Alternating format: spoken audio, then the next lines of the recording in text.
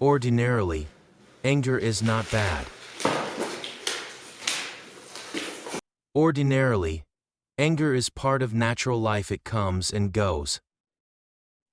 But if you repress it, then it becomes a problem. Then you go on accumulating it. Then it is not a question of coming and going, it becomes your very being. Then it is not that you are something angry.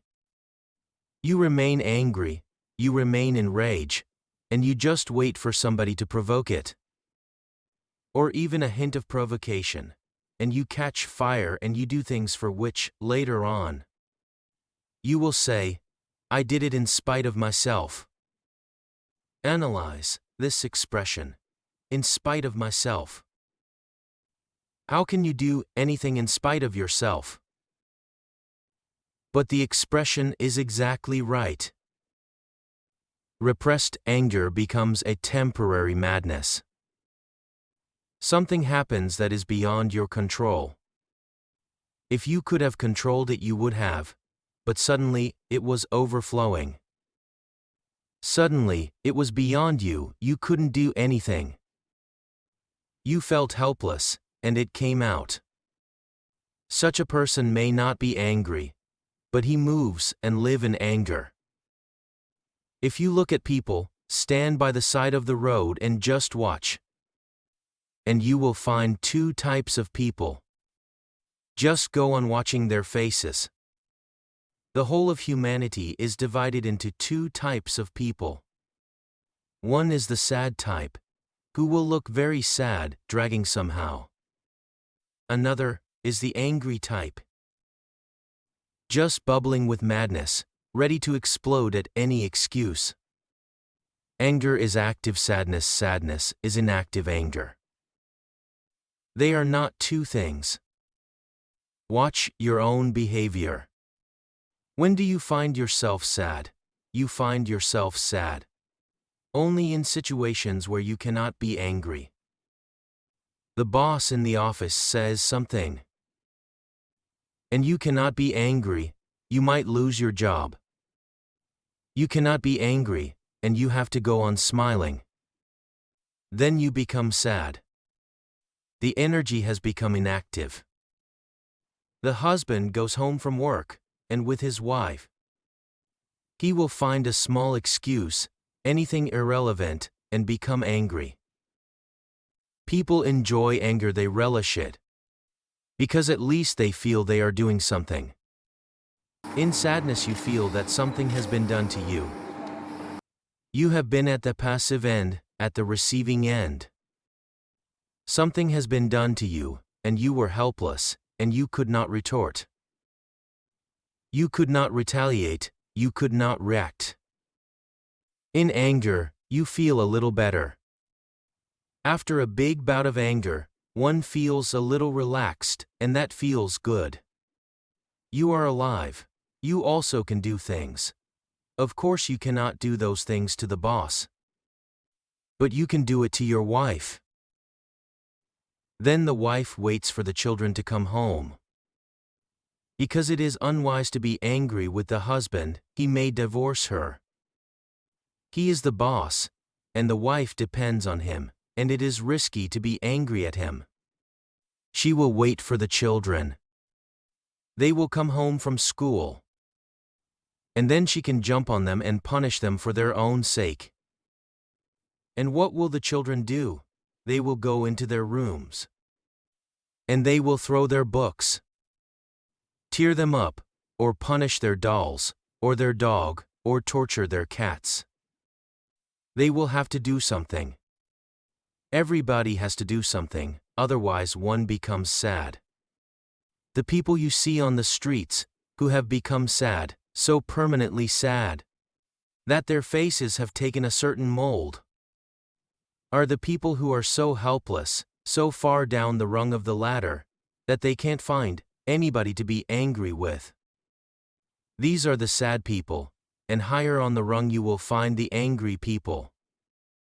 The higher you go, the angrier are the people you will find.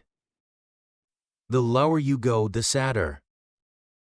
In India you can see that the untouchables, the lowest class, look sad. Then look at the Brahmins, they are angry. A Brahmin is always angry for any small thing, they will go mad.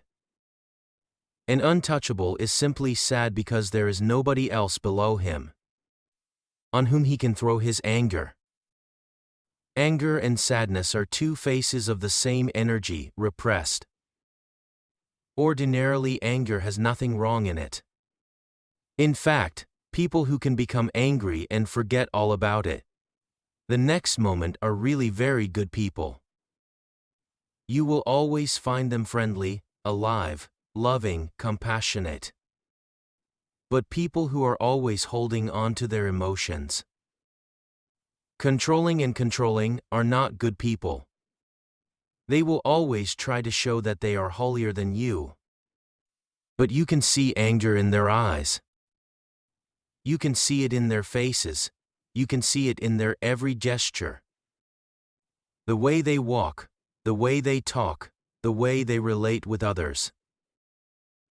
You can see it always there, boiling. They are ready to burst any moment.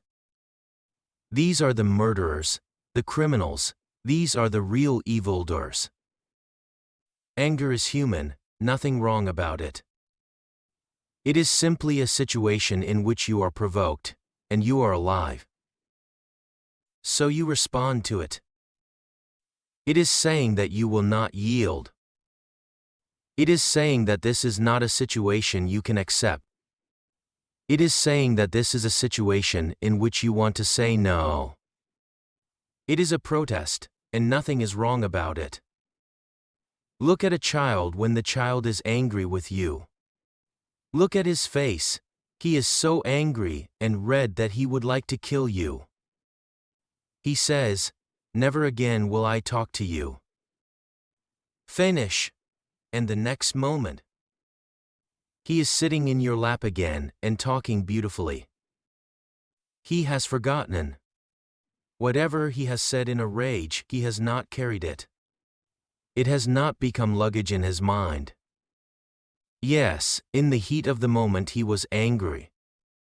And he said something.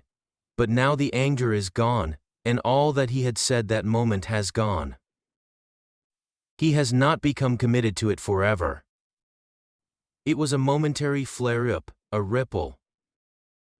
But he is not frozen in it, he is a flowing phenomenon.